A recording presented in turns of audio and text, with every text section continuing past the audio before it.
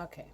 Hi, my name is Cheryl, and I had hoped that I would do a whole lot more videos by now. It's been a long time, and in the world that we're living in today, it hasn't really made me want to get up and talk, and I'm also struggling with a lot of personal health issues. I know it's dark in here, I apologize. I just, I have a symptom that makes it impossible for me to be around like excessive light, and it's caused me to have to almost solely use red lights in my living room. But anyway, I want to talk a little bit about like what's going on right now. It's been going on for quite some time actually, but we're living in a very polarized society.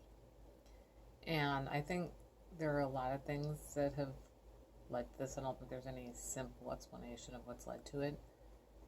But before I actually discuss some particulars, which would be like on a national level, some of the verbiage that's been used, like pandemic of the unvaccinated, I think has been particularly harmful.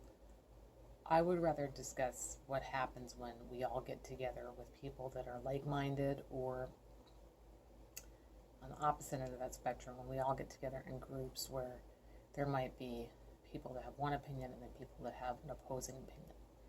And so when we all get together and we're all on the same page about certain topics, it seems like that's a really good idea.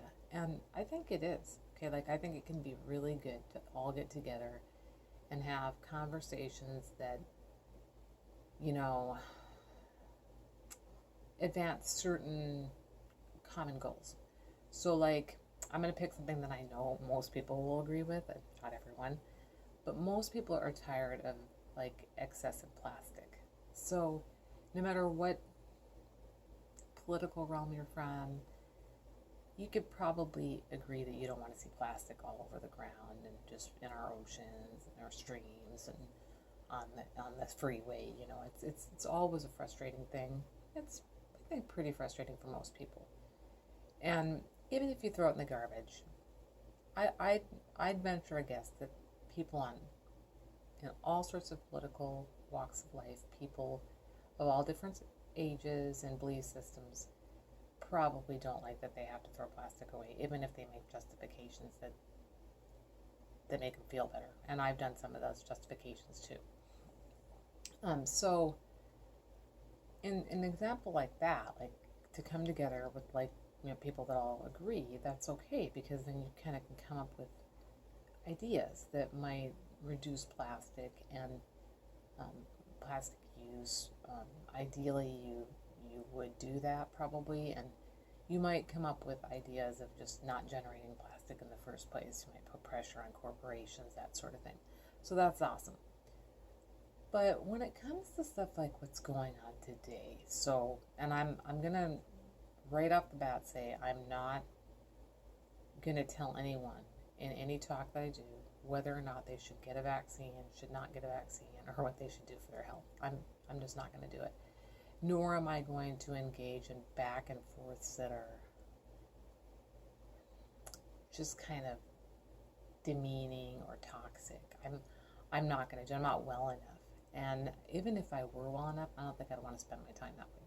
So just kind of bear that in mind if you do put stuff in the comments that I'm not going to do it. But so what I've seen today is an unwillingness of people to look at this situation and its complexity and not be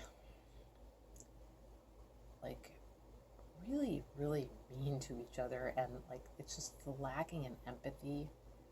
I've just seen an increase in that. And when we come together, if we come together, most of the time it's a bunch of people agreeing with each other.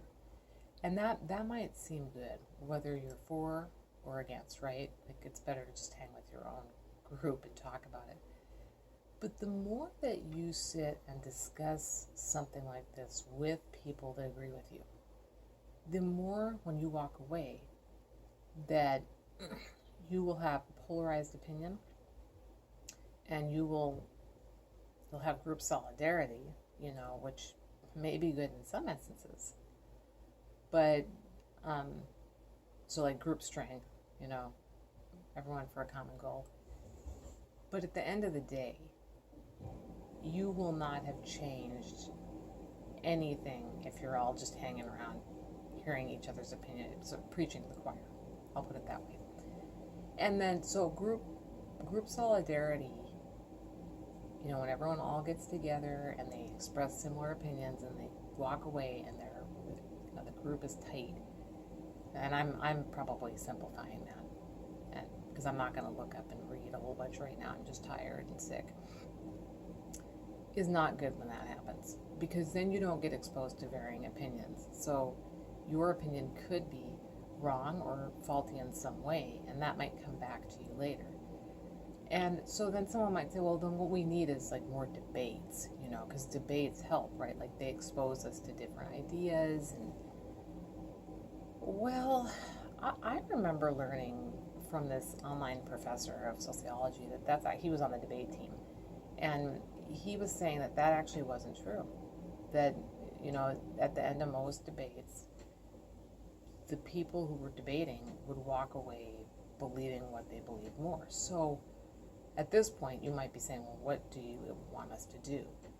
Well, I think for me, it's not so much what I want anyone to do, it's just a reality that if you go into a situation, a discussion, understanding that human beings like to talk to people who agree with them, don't like in general to hear opinions that differ from theirs, and tend to react negatively when they hear other people's opinions and defensively and in a toxic way. If you go in knowing that, it might help you in conversations to not be so jumpy and just outright nasty or lack empathy. It might. I'm not going to say it's going to solve all problems, but I've noticed I tend to, it's increasing. It's more so now than it used to be. I am much less likely to get irate with somebody, or I wouldn't call myself an irate person, but I'm much less likely to lose it with somebody, even somebody who's a complete opposite political viewpoints or who doesn't agree with me.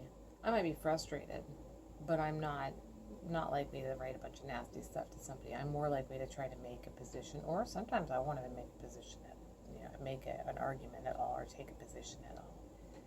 So, I'm gonna come in and I'm just gonna introduce the topic because this is getting kind of long.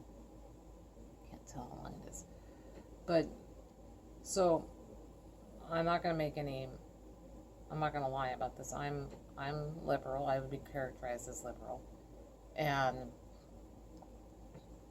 I did vote for the person who's in office right now. But when I heard him use the words, and it's Biden, use the words pandemic of the unvaccinated, it really bothered me to the core of my being.